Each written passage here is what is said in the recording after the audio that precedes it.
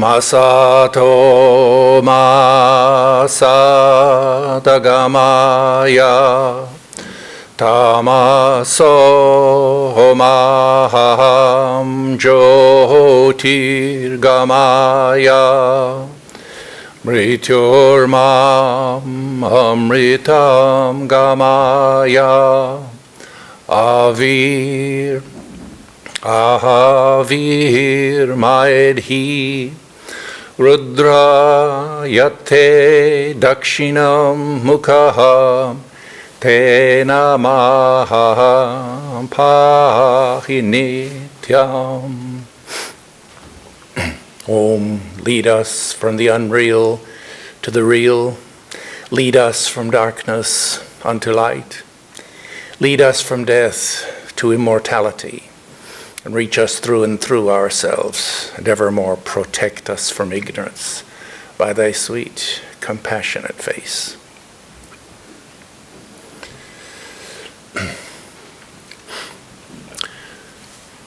So my subject this morning is practical Vedanta. And we're going to be talking about monistic worship, about worship of the man-God, about worship of God in every man.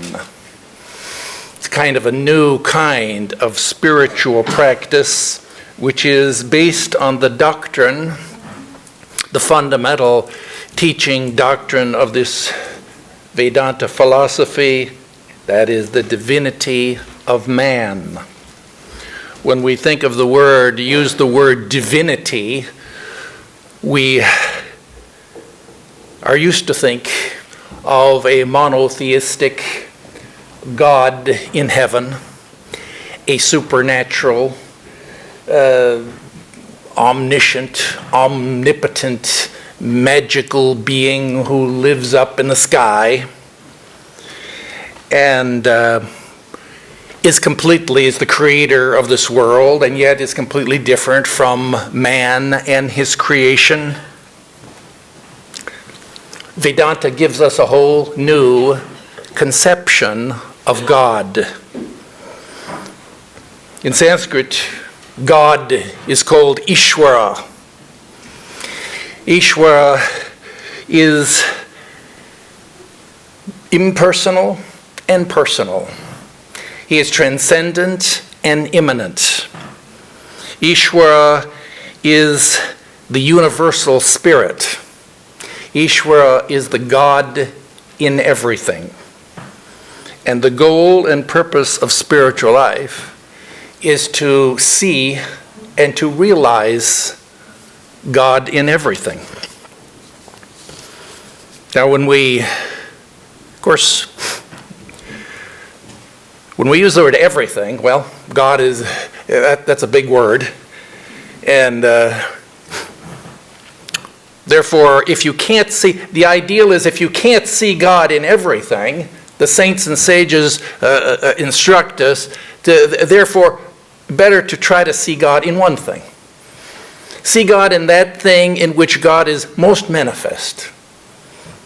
That is in the form, that is in the human form, in the man form.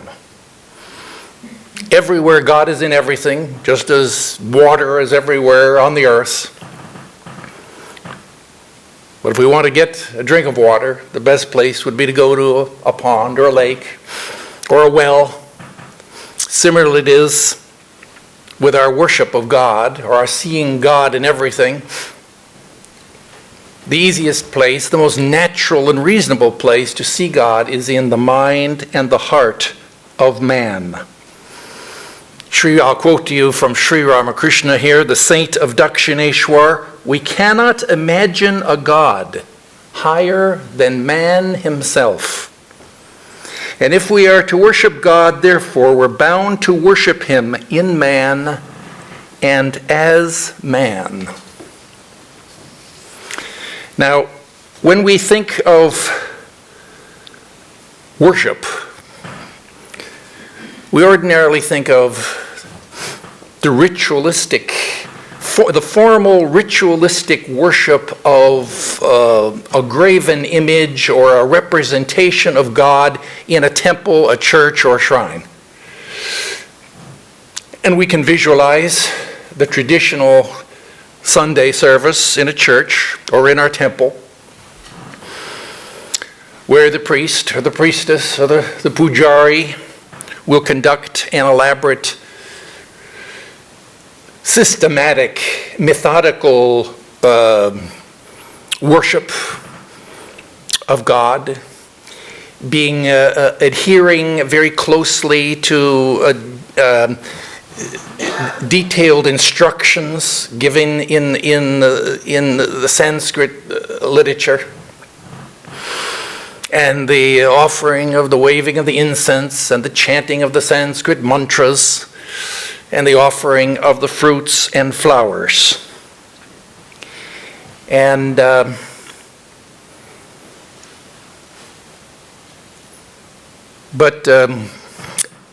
it's difficult for us, therefore, with that traditional idea in our mindset, that's our mental model of what worship is, it's difficult for us to think, how then would we worship every man?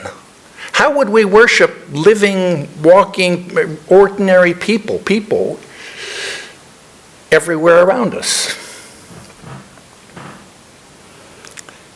And that's a kind of our question that we can begin with this morning: how to worship God in man. I think last lecture we discussed in great detail, but I gave you the subject last time. My subject was how to see God in everything. And remember, on that occasion we discussed in some detail the inward subjective mental practice that is involved in seeing God in everything. And we talked about changing your mind and your heart, and when visualization and the use of the pratika and the pratima. But it was all about changing our inner vision. And this morning we're kind of continuing where we left off. Now we're going to talk about the outward behavior that goes with that. Because if you in fact can see God in everything, which is part of the practice, we're not really discussing that this morning. You have to go back to the other lecture. If you really see God, if you accept this doctrine that God is in every man, if you see God in everything, the natural feeling response when you're in the presence of God is to worship and to serve. And so our question is, what is the practical appropriate form of worshiping every man when we're not in a shrine, when we don't have incense and remembering our Sanskrit mantras? Well, let's try to think that through just a little bit. Kind of pushing the edge of the envelope here, because we're talking about a whole new idea of God, and we're talking about a whole new idea of worship. Now, we talk here about worshiping the man God. Well, maybe the first thing that would come to your mind is, just as an example, a free association, where we know that in religions they talk about the veneration of saints. And certainly when we go to India, when we read the lives of the saints of Indian saints and sages, we know that it is a long tradition in ancient India to pay great reverence and even worship of saints and holy men. And devotees pay their respects. They don't just say hello. They salute with their hands. They bow down on their knees. They offer the holy man some gifts or some prasad, and often they treat that holy man almost as if he is like an image in the shrine. And maybe you remember, if you read in the life of Ramana Maharshi, the saint of Tiruvannamalai, you remember on one occasion, this was in the cold winter months, some devotees came to visit the Maharshi, and he was not in the rooms of the ashrama, rather he was in a cave on the Arunachala hills. So they went up to that cave, they went into the cave, and there they saw him in deep meditation, oblivious of the sounds and of any visitors.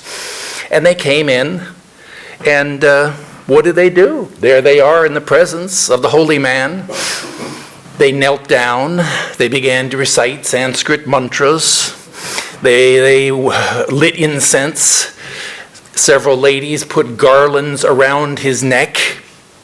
And then one devotee cracked open a coconut. And taking that coconut, this is a traditional way of worshiping the shrine, right? They crack open the coconut and taking that coconut milk, poured it over his head. So it's kind of, and we can see that this is not what we mean when we're talking this morning about worship of the man God. This is not what we mean by our subject this morning of practical Vedanta and the worship of the man God. By the way, I'm translating a Sanskrit term here. It's called Narayana, which means literally man God. The worship of man as God. And this worship of Narayana, is a completely different thing. I'm just trying to share with you a little bit before we actually get into the substance of this. I want to just trying to share with you my thought process of what they're talking about. So we see we cross that off the list. And we're talking here about how then could you worship a human being, a human person, as God. And I remember that once I attended a worship service. It was in the month of October. It's called, in India, it's called the Kumari Puja. Now this Kumari Puja, the Kumari in Sanskrit means a young girl. Okay? Now maybe she's 12 years old. And the young girl, as part of the it's part of the whole liturgical season of Durga Puja. The young girl, the Kumari, on that occasion is chosen, they choose one girl, and she is made into the goddess. She's decked here in these expensive Banarasi silk golden sari, and she's put of jewels and crown on her head. And then she is set up on a dais, which becomes a shrine. And then priests come in, and the priests begin to worship the girl. And we hear all this, the Sanskrit mantras and the waving of the incense and the offering of the fruits and the flowers. And it seems like, when I first saw that, I thought, maybe this is an example of monistic worship. How different it is from the worship of the 10-armed goddess made of clay in the temple. Here we have a living human person that's being worshipped. And but later on, talking to one of the priests, I found out that his idea was different. It wasn't that the Kumari was a being to be worshipped, but it was the goddess Durga who was being worshipped through the form of the Kumari. The Kumari was functioning as a medium for this otherworldly goddess, and that the girl herself was considered to be unimportant. Rather, it was the awakening of the divinity that possessed the girl that was being worshipped. Now, this Kumari Puja is a good example of a traditional kind of worship, and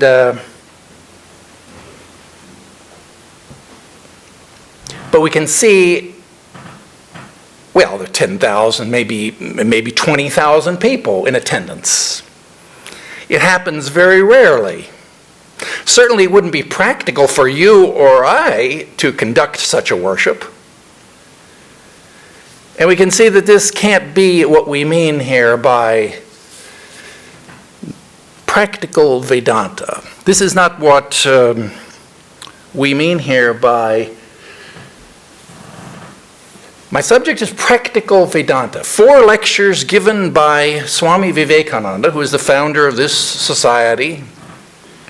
4 lectures given in 1896 in London, in which he discussed the subject which we are discussing this morning, that is the worship of man as God. And he talked there about the service of man, the worship of the Spirit in every man by means of from the Spirit within ourselves. In Sanskrit, they use the phrases the worship of the worship of Jiva as Shiva. Jiva means the individual person, as Shiva, who's God. The worship of the individual as the universal. The worship of man as God. The worship of Nara as Narayana. And in those lectures, Swami Vivekananda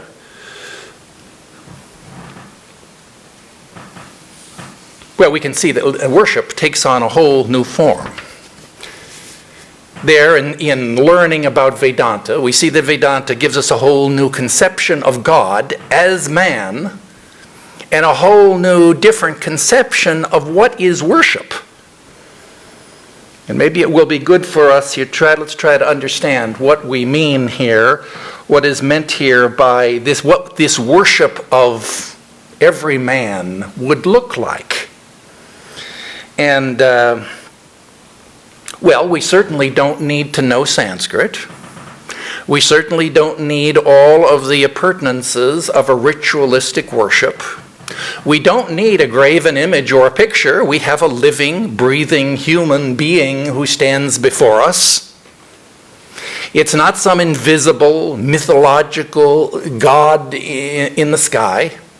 It's a real, living, conscious person who stands before us.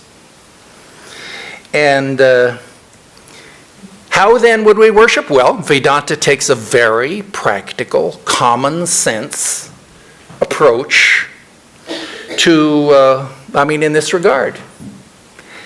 And we need only to remember in this regard that worship is service. Now, we can set aside our idea of the Sunday service or of the traditional, formal, ritualistic service. But we can keep the word service. Let's look here at the word service. You go to a service station. Well, not anymore. But if it used to be, you'd go to a service station and you get some service. And the attendant would pump the gas and would clean the windshield. If you go to a restaurant, the waiter will serve you. And similarly, we can serve God in man. God appears before us in many different forms. God appears before us as the illiterate person, as the hungry person, as the homeless person. And if God were to appear before us as an illiterate man, then an illiterate person, what does he need? He needs education. How best can we serve him? Well, we give him education. If God appears before us, remember, the natural feeling response when you're in the presence of a divine being is the impulse from within yourself. You don't think, oh gee, what should I, your natural impulse is to worship and to serve. The question is, what's the most appropriate way to do it? Now, if God appears before us in the form of a sick man, well, he needs some medicine. And therefore, the most natural and appropriate way to serve, that is to worship God in that form, would be to give him some medicine. If God appears before us in the form of a hungry man, well, he needs food. And the natural, appropriate way to serve God in that form would be to give him food. Now, you may say that this is nothing new. You may say, this is just what we all know, this is what we call humanitarian service. This is just Christian charity. And it's true. In their outward behavior, humanitarian service and the worship of God in man appear to be the same. But in their philosophical and psychological mindset, they're radically different.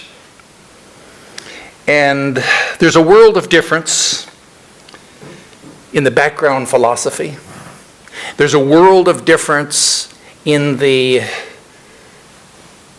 intentionality of the worshiper.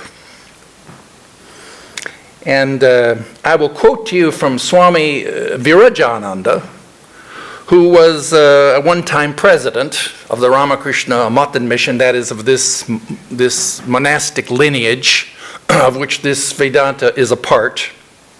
I'm going to quote to you from him.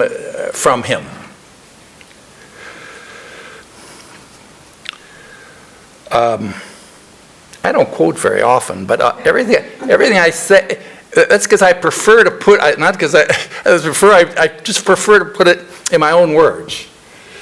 It just makes it easier for me to talk about it. I'm going to quote to you, though, verbatim here from the Swami Vedarupananda.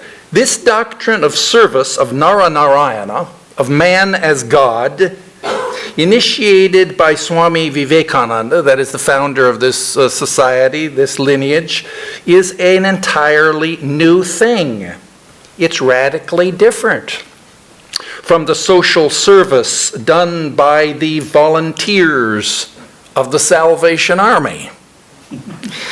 It is radically different from the humanitarian service performed by the bhikkhus of the Buddhist period and conducted by the Roman Catholic monks of the Middle Ages.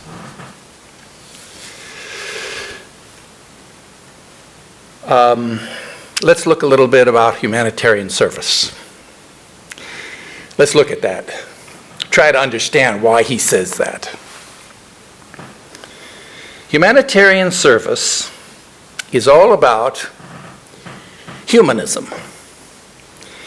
And secular humanism, we can say, is the default religion of America. And the humanists serve man and work for the welfare of man as man. They're interested in the physical man, in the psychological man, in the social animal. But but humanism, by definition, rejects the idea that there is some transcendental, transpersonal, divine spirit soul in man. Humanism is all about man as man. Whereas Vedanta, the whole focus and attention is on the transpersonal, the metaphysical, the self, the Atman, the soul in the other. And the teaching of Vedanta is that there's a real and there's an apparent man. The apparent man is the person the man as man. The real man is the spiritual, the soul, the self, the Atman within. And that is the focus of our service, of our worship, of our love. That's what divine love means. Divine love means love of the spirit, love of the soul. We have to look past have the discrimination to look past the apparent man and to focus our attention upon the spiritual man, that is, upon the soul. And let's consider an example. Now, let's say that you met a panhandler on the street. Maybe you don't see them here in Santa Barbara. These are only see Los Angeles. Let's say that you met a panhandler on the street. At that time, at that moment, it's very likely that you would look at that person. You would feel a sense of moral obligation. You would feel that you really should help that person. You would likely also feel sympathy. You would, maybe you would feel some empathy. And maybe you would feel moved by compassion to actually reach into your pocket and to give him $1. And once you've done that, you will feel good about yourself. And you will feel, if you think back about it, you'll feel like, yes, I have done my Christian duty.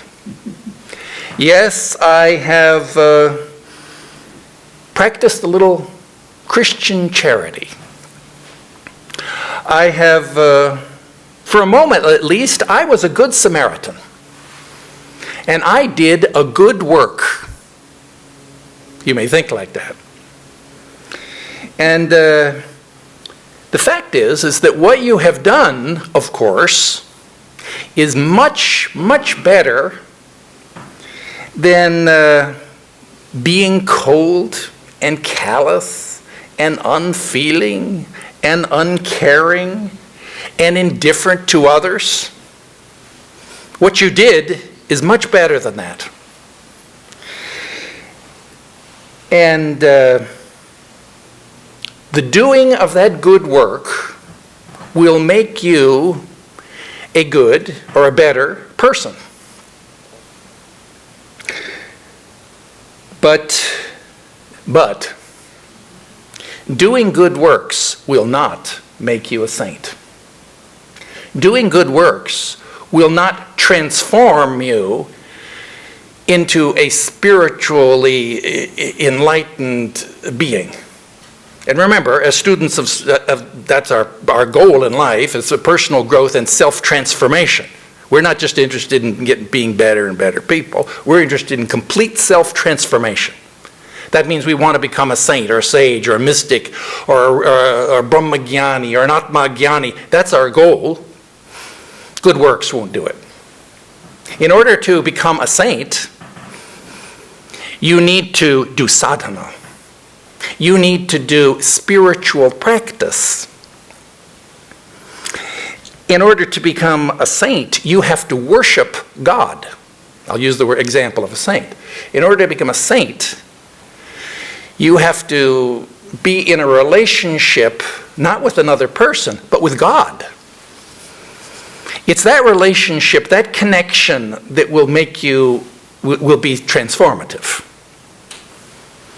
And now let's consider a little different scenario. Let's assume that you are a spiritual aspirant and you are trying to see God in everything. You're trying to practice a little what we're calling here practical, this is what Swami Vivekananda called practical Vedanta. You're going to try to practice this. You're going to try to see, you've already done your inner catechism, as we discussed in a previous lecture. You've prepared your mind and heart. Now you have encountered a real human being. And now what is your behavior? You're going to try to behave and act in accord with consistent with your beliefs. Your belief is that this is a divine immortal soul. This is a God being. This is a man God who stands before you. And so the person comes before you, and at that time you hand him $1. And so you can say the action, let's say the action is being photographed by a third person, would have seen that your behavior and the behavior of the humanitarian was exactly the same. In fact, a mechanical robot could have done the same thing. Handing food to a hungry man can be done by a mechanical man. What makes it into a good work or a spiritual practice is the intentionality. It's the intention in action. It is the condition of satisfaction is different. The difference between the two actions, is that one has a completely different mindset. And the whole foundation of the behavior is radically different. The intention of the humanitarian is to help. The intention of the spiritual practitioner is not to help, it's to serve. And the humanitarian serves man or helps man as man. And the Vedantin endeavors to serve man as God. And let's look here a little bit about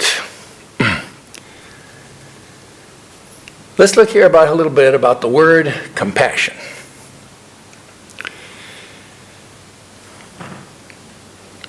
Give you a little controversial point of view here.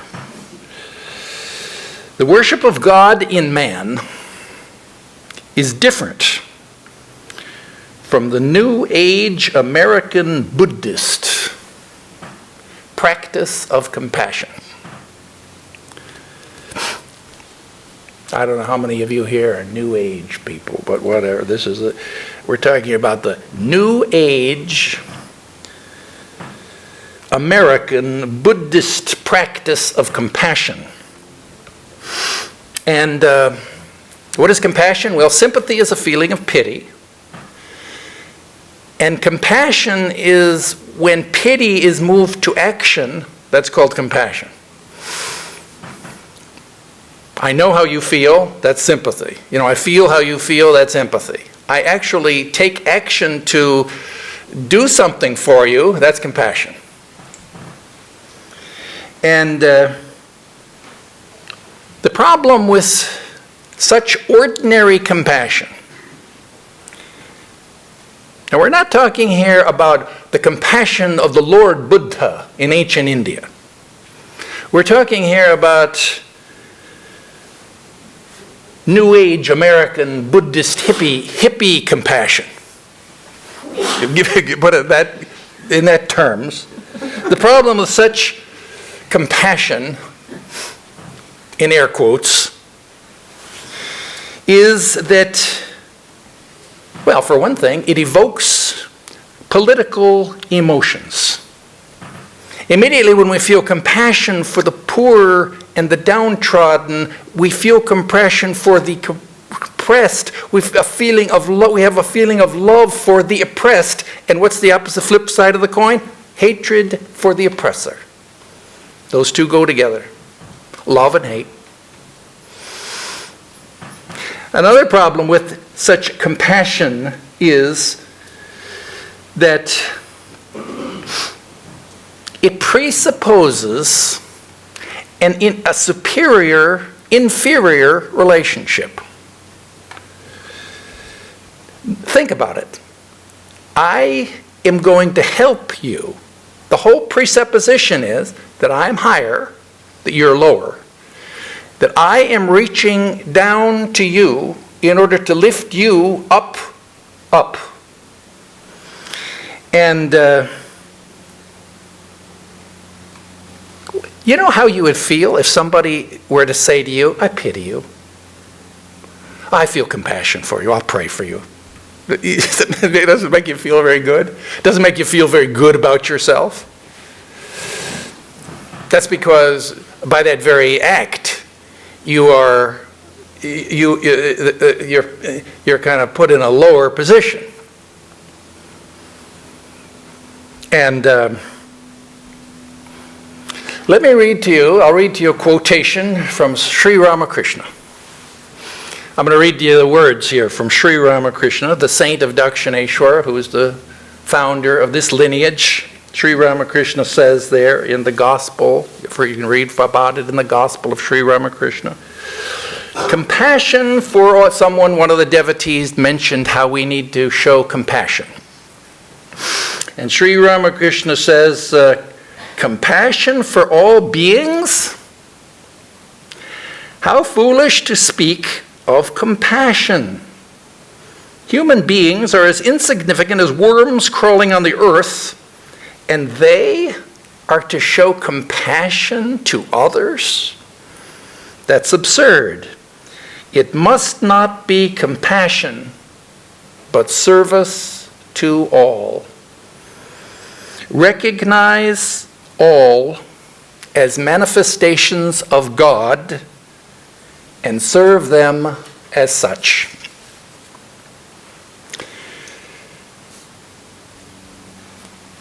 In India, the Ramakrishna Math and Mission, of which this is a part, it is the largest social service organization in India, the largest monastic order in India. And it is sometimes referred to as the Salvation Army to India's distressed. It's sometimes referred to as India's National Fire Department, because the monks of the Ramakrishna order are dedicated to worship and to serve whenever there's a natural disaster, of which there are many, floods, hurricanes, and famine and drought. Invariably, the monks of the Ramakrishna order will organize to help and to serve the poor and the suffering of that natural catastrophe. But of course, all of that service, all of that is done in the spirit of the service of God in man. And in America too, this Vedanta society, which is part of the Ramakrishna Math and Mission, we also serve God in man. And of course, there are different kinds of service. The service of the body, the mind, and of the spirit. And In America, the service of the Vedanta Society and the members of this society, our emphasis is not on disaster relief, service in that context. Our emphasis is not on the housing of the homeless, or the feeding of the poor, or the nursing of the sick. That's because in America, there is a whole organized army of humanitarians who do that kind of work. And not only do they do that work here in America, but whenever there is a natural disaster in the world, who is it that responds? America. The food help service is immediately, that humanitarian service comes from the United States of America. The acute need of America is not food and shelter, and not education, but spirituality. And somehow we have fallen into a spiritual, philosophical bankruptcy. And when we talk here about the poor and the suffering, well, there's different kinds of poverty. There's different kinds of suffering. And there is such a thing as spiritual poverty. There's such a thing as spiritual suffering, of inner turmoil, of a sense of loss of direction. Everyone in America, or in the Western world, hungers and thirsts for a new philosophy, for a new religion. And the ministry of this Vedanta Society is to serve that need by promoting the teaching, practice, and study and the practice of the Vedanta philosophy, which we believe will be the new philosophy that we need. We need a new philosophy and a new religion. See, for thousands of years, we have been worshiping an invisible, supernatural, magical person up in the sky. And a being who is completely apart from man and from the creation. And we worship that being with hands clasped, like in the paintings you see of the Christian saints, their eyes looking, hands are clasped, their eyes are looking up into the sky. Like that psychologically, we've been worshiping that invisible man in the sky for thousands of years, and worshiping him with mantras and with formal rites and rituals and offerings. And what's been the payoff?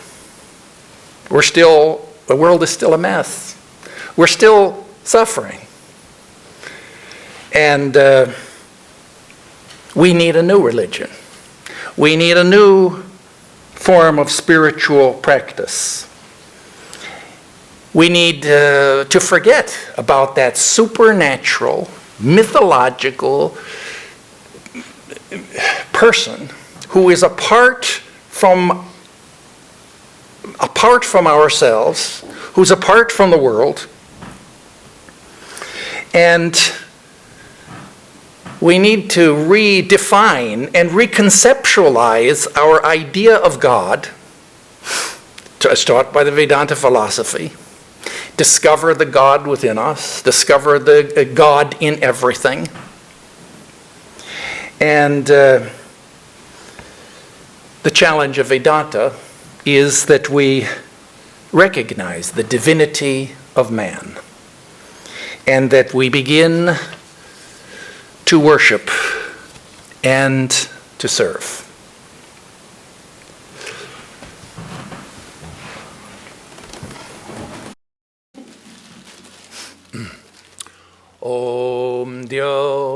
Shantihi. Antariksham Shantihi. Prithivi Shantihi. Apo Shantihi. Oshadaya Shantihi. Vanaspataya Shantihi. Vishwe Deva Shantihi. Brahma Shantihi. Saravam Shantihi. Shantireva Shantihi. Same Shantiredhi. Om Shantihi. Shantihi. Shantihi. Om. Peace is in heaven, peace is on the earth, peace is in the sky and in the waters. The herbs and plants and trees are full of peace. The gods are peaceful. May this eternal, universal peace enter our souls and beings. Om. Peace, peace, peace be unto us all.